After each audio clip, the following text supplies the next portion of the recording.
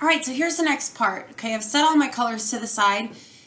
Now what we're going to do is we're going to do a glue drawing. Now I just put the glue down for my, I'm going to make like a sea looking picture.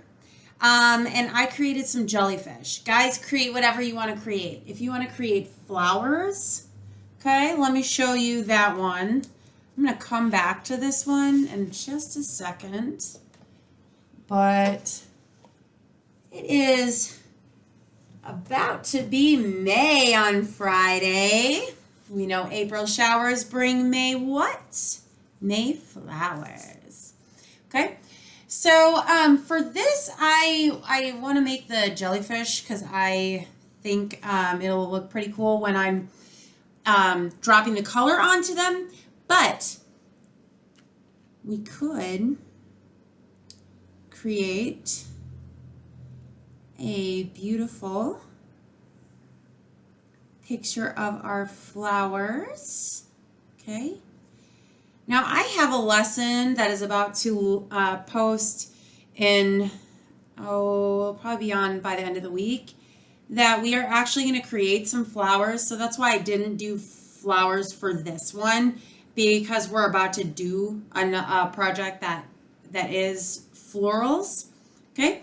So I'm going to just kind of go real quick on this. So what I'm doing is I'm using the glue, not pressing hard at all. I do not want to press hard, okay? So I'm barely squeezing the bottle. I just want it to start to come out. And you'll see why that matters, because if you get big gobs of glue, you're probably not going to be the happiest with your picture. Now, granted, if that's what you would like is big gobs of glue, you go right ahead, little artist. It is all up to you, okay? I'm not going to tell you no. Now, I'm going to use just a stick, something where I can spread the glue out on my own, okay, without the glue bottle. And that's just because I want to get some of these gobs to spread out. And also, as a lot of you probably remember from our texture art, we use the forks. You could use a fork here, and that would look really, really cool. So I can't wait to see what you decided to do. If you decided to spread your little gobs of paint, if you used a fork, created a bunch of cool texture, okay. Oh, realized I wasn't in the screen. I'm sorry about that. So all I'm doing right now is I'm just taking my stick, my little tool, use a fork, go find a stick outside and pull the little, bark pieces off. Do whatever you want to do, and do it as low budget as possible. I'm trying to make all of these art lessons as low budget as possible. So I could go get my fancy watercolors and do this project like they do on YouTube, but you'd just be watching me do the lesson, because not a lot of students have tube watercolors, and that's okay. Okay, I did not have those either when I was your age. Okay, I had paints at home, and that's about it, So we're trying to find some creative ways that you can create art without having to go shopping in the art store, because right now, whether you want it to or not, it's closed. So we don't have that option, okay? And mom doesn't need to go spending a bunch of money at Walmart on art supplies when we can get really creative and learn how to make them on our own. So that's why we've used the food coloring. So the first lesson I had you guys go and get food coloring for the egg tempura. Well, let's keep using it. We don't want to just throw that away. Gotta use it. Okay, so what I'm doing is I'm just spreading out the glue. I'm just making some random designs. I'm going pretty fast. I'm not doing anything too intricate, okay? All I want to do is spread this glue out because it'll help it dry faster, okay? And, of course, this is creating some neat texture. Anybody can draw with the glue bottle, but now we're getting creative.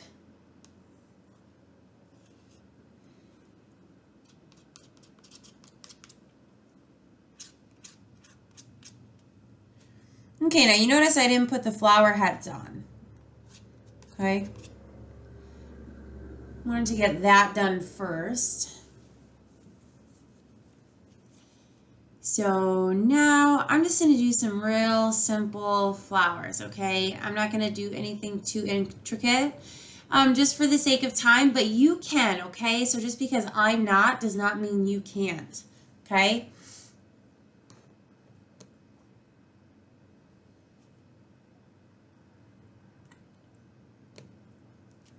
Got a tulip, got a daisy there. Let me try and make a fast little rose.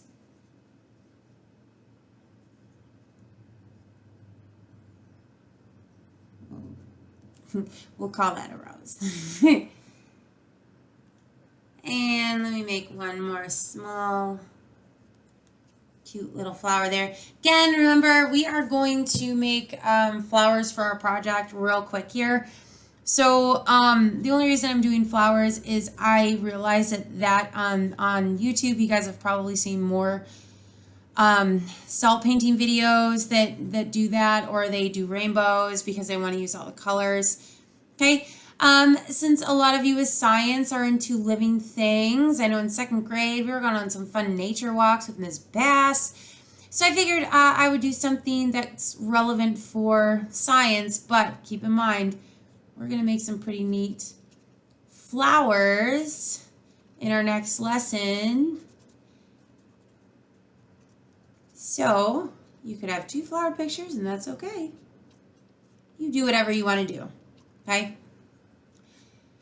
So here we go. Now I am going to put this aside, okay? So right here, what I would start to do is I would start to put salt on this picture, okay?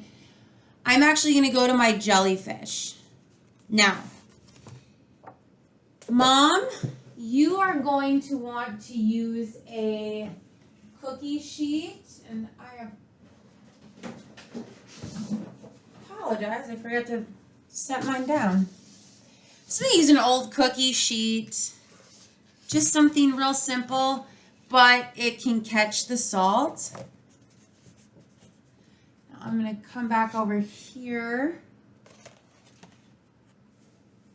to my jellyfish. I'm going to set my flower picture aside because I'll be able to add salt to it and it won't be dry. All right, so I've got my jellyfish here. Now I'm going to use this dowel stick again just to make some of this glue lay flat. Now, in a lot of the YouTubes that I've seen, they're not doing this, okay? That is okay. But you're going to see why doing this would be beneficial, because what's going to happen when we start to put the color on top of our salt glue picture, and I'm going to show you adding salt in a second, but you're going to see what happens is, well, I don't want to wreck it. You're just going to see why it's a good idea to lay some of this glue flat, because it's going to make our picture look a lot more interesting. Okay. So I'm spreading this out. Now you may choose to leave some of the places on your picture not spread out, because it will dry and then you're going to have more texture there. It's going to feel embossed. Embossed means that the surface has been raised. So you think of like a lot of things that we see embossed are like stamps. If mom or dad ever got something notarized. Okay. So, all right. So I've got my jellyfish are all spread out here. Maybe let's make a couple, bubbles. Let me go back to my glue. Yeah, just kind of show that we're underwater. I'm going to put the underwater effect in later. Okay. So, all right. So I've got my glue here. Now I'm working on some tag board because glue is a heavy medium. So parents, what that means is if you put it on thin pieces of paper and your student tries to pick it up like this, what's going to happen is it's going to flip-flop everywhere. Glue will probably be on the table. And so that's why in the lesson, when I talk about finding a thicker piece of paper, 69 cents, Dollar Tree, you can cut pieces of paper from it and then use that same big piece of tag board like this. Was that same big piece of tag board that's 69 cents. All I've done is cut it in fourths. Okay, so now I'm going to use my salt and I'm going to sprinkle it on my drawing. Now you see why we have that cookie sheet under us. It's catching all my extra salt. Tapping it a couple times. Okay. Come over here. And now how much salt you use is your preference. I have not done glue salt paintings enough in my life to know what the correct ratio of salt to glue is. So we're just gonna hope that we've got the right ratio in what we're doing right now. So now one that I do want to make sure to cover though are the edges. Here's why. Because that's going to help in keeping things from running and making messes.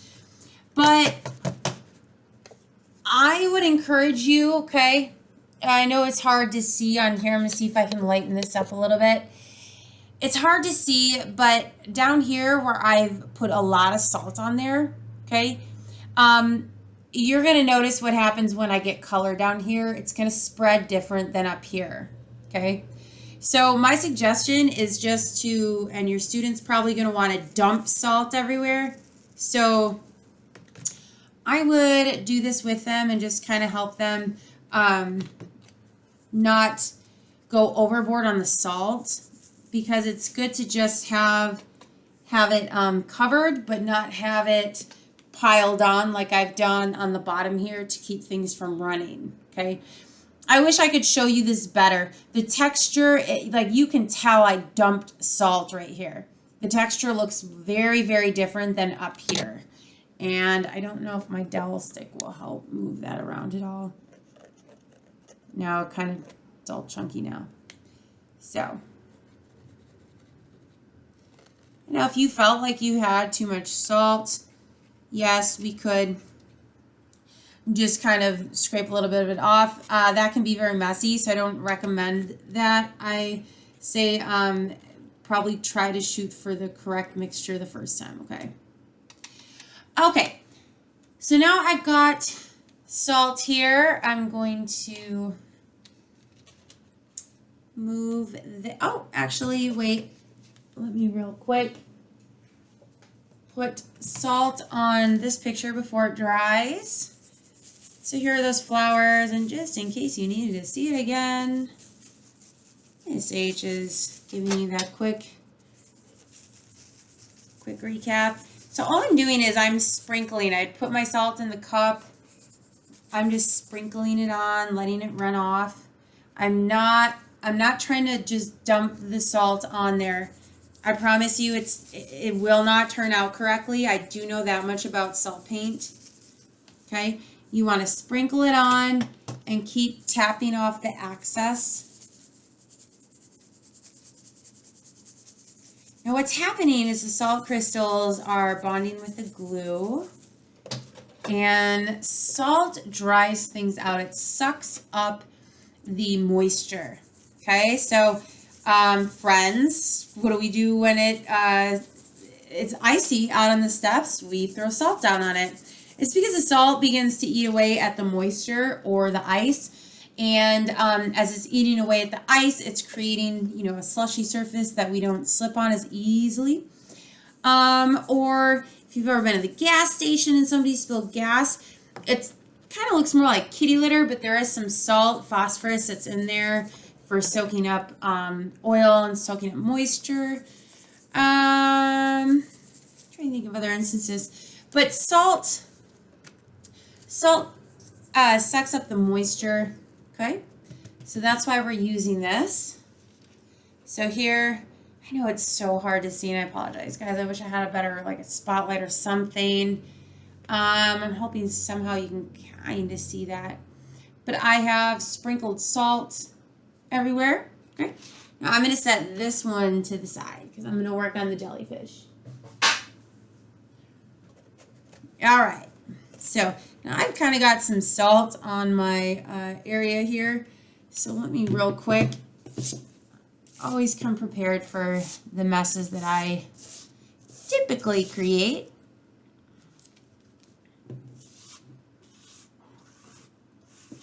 I'm trying to be real gentle because I've got this little mat here.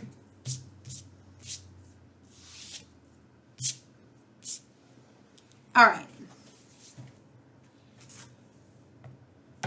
So now I've got my jellyfish painting here. And what I'm going to do, I'm going to show you two things. Okay, so here's my color. I'm going to bring my color back. I'm going to try and make this a little taller so we can get them all in the shot. Okay, so I, of course, as the art teacher, have a myriad of supplies. So I've got some little droppers that I'm going to use, okay? But what happens if you don't have a little dropper? And here's why I'm using the dropper. It just makes it easier, okay? I can squeeze a little bit out. You could use a paintbrush. Make sure to clean it right away because, ladies, you'd know if you dumped a bunch of salt in your hair is going to dry out really fast and it's probably going to wreck it if you were to leave that salt on there too long. So you don't want to wreck your brushes by leaving the salt on there too long. That's why I'm not using my brushes.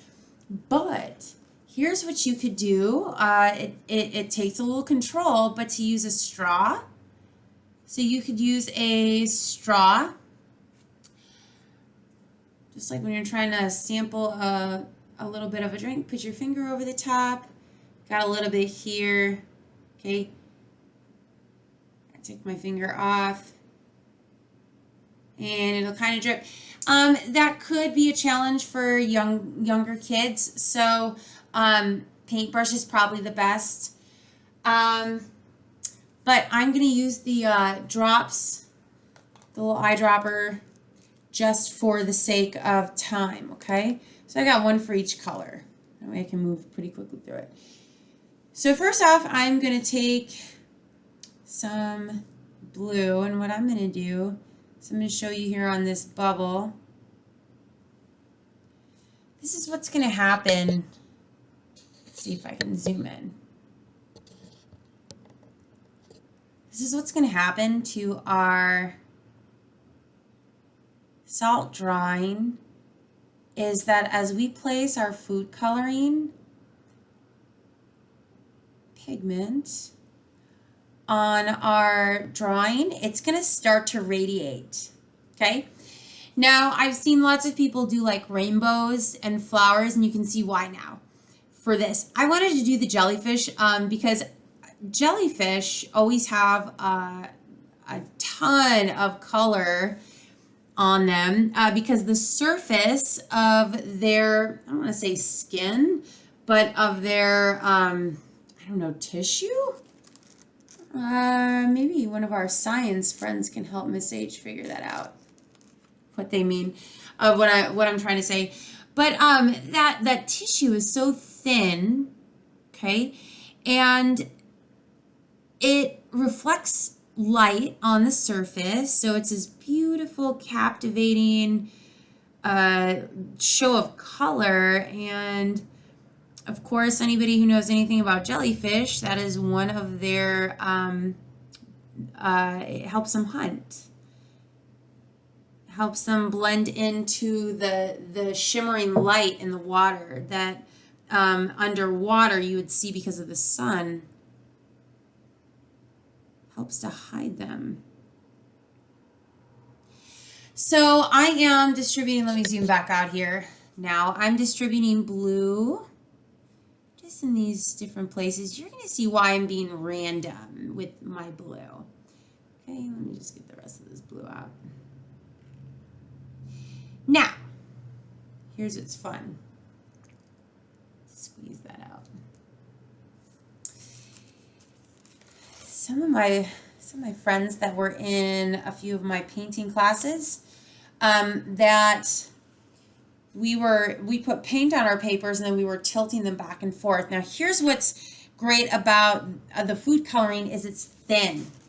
That's what makes it better than paint. I've seen people do this with paint and they've had to water it down. Well, we don't want to waste our supplies. So we go here with the $1 food coloring box. We're going to get tons of projects out of it, okay? And as you can see here, what's going to happen is it's thin and watered down, so it's going to travel on the glue and the salt. So we are getting this fantastic, beautiful artwork. Now, you could, if you say let's say you did jellyfish like I did, okay? There are going to be points where you could actually add a little more salt, little bit,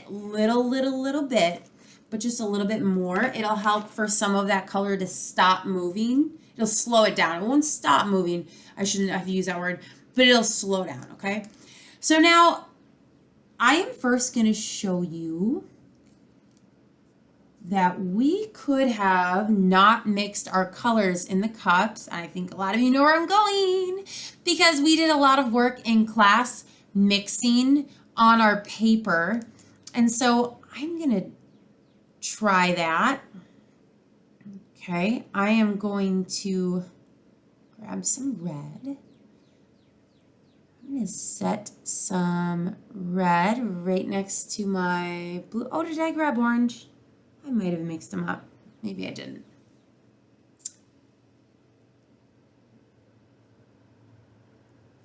And because we're using food coloring, do be aware that some of our colors may or may not look exactly perfect. And like with my red, I feel like I might need a little bit more red in it. So I'm going to add a few more drops of red to mine. You don't need to use more drops. You could just use less water. And that would be if you were watching all the videos before you started it. Because otherwise you would have already made your red.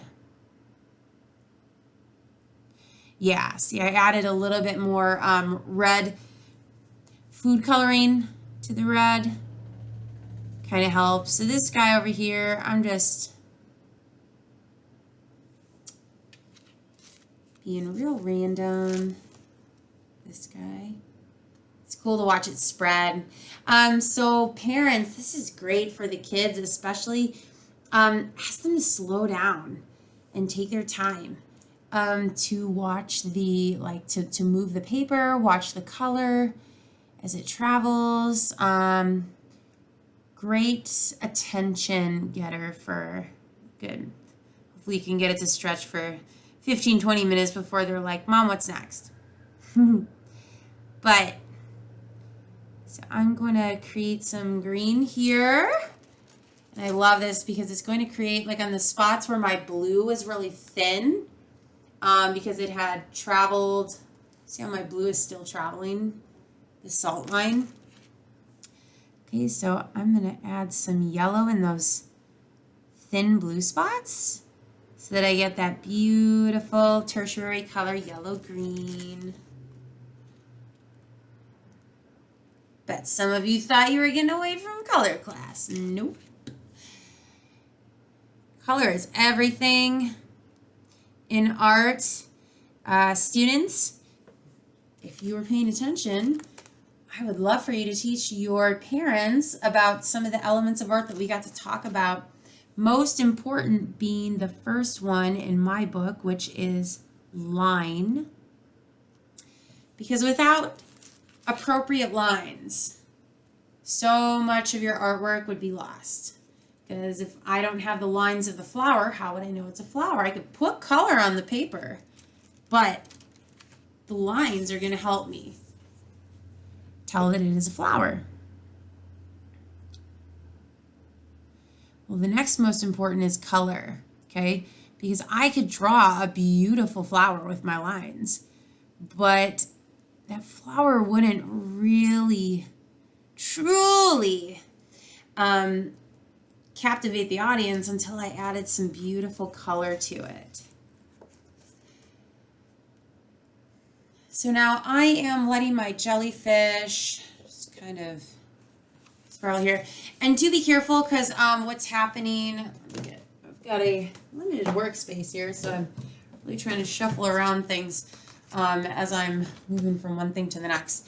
But down here at the bottom, I tilted my paper and there is a little bit of blue and water that's kind of dripping off there. So you may want to add a little more salt there, or just really be careful as you're tilting your picture back and forth, okay? I'm going to grab some of this purple. I want to see what this purple ended up looking like. Yeah, very dark. So what I'm going to do is get some of this purple in my dropper.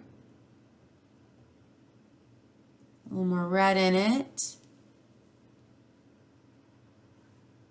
It's a nice thing about having the dropper is I can try to manipulate the color real time. Meaning change its pigment when I say manipulate. Not doing a whole lot to change that.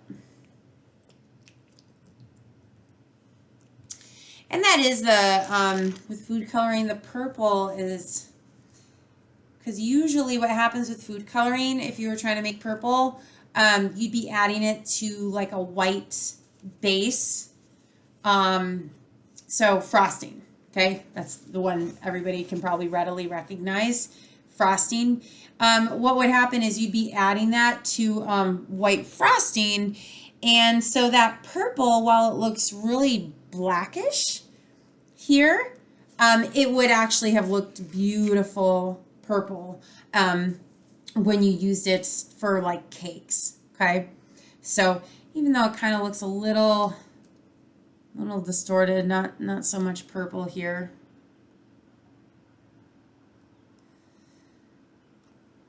But for the sake of our salt drawing, salt painting, salt something.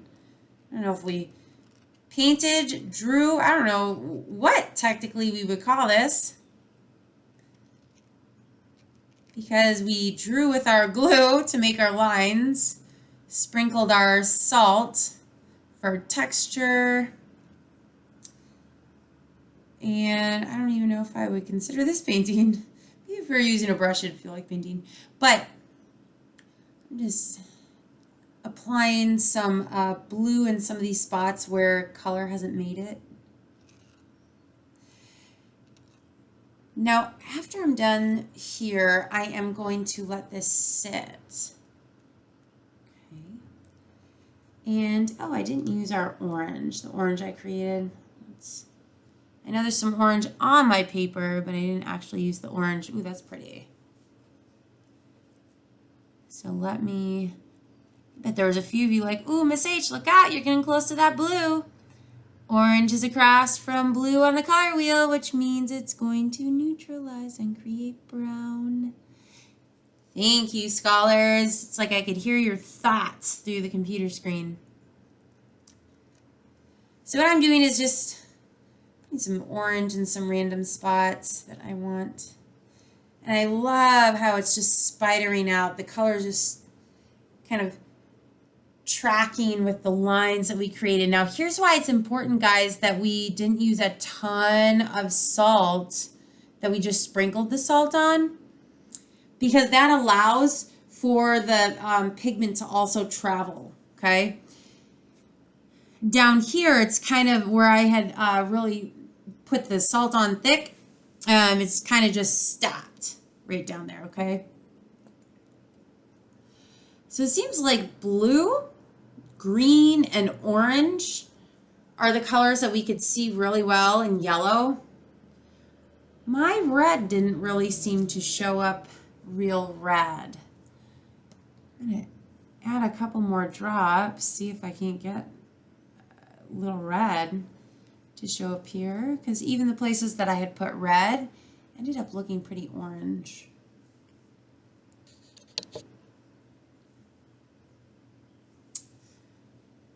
Let me see what happens when I put this here. Okay, now I'm getting some red.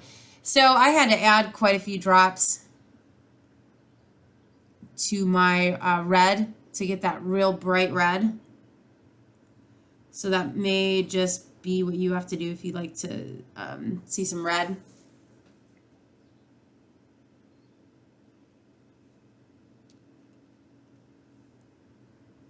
Yeah, there we go.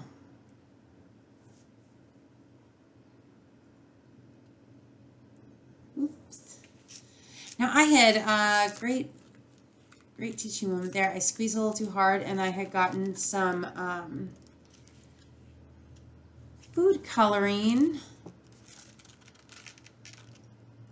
on the actual paper. Now, parents, it would be good to actually have, say, like a drainage, maybe a cookie tray or something that they could just kind of tilt their paper one last time. Okay.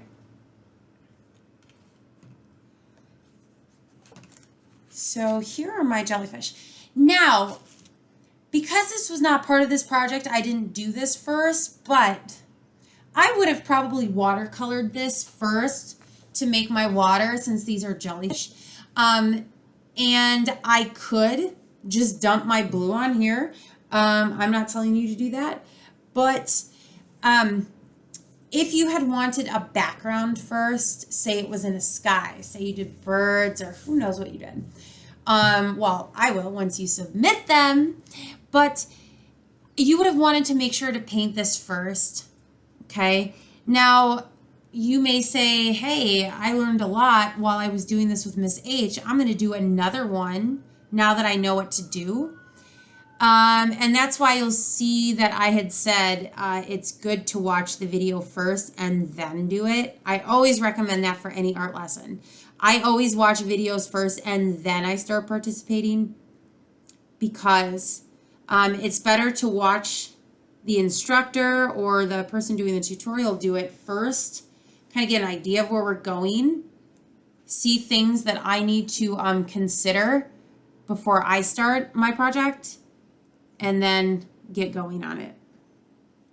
So I can't wait to see your submissions for your salt painting. And like I said, next time we are going to do some painting. We're going to make some flowers. Pretty cool how we're going to make these. I will say, make sure you're saving toilet paper rolls. Okay? Can't wait to see you guys. Can't wait to see your art.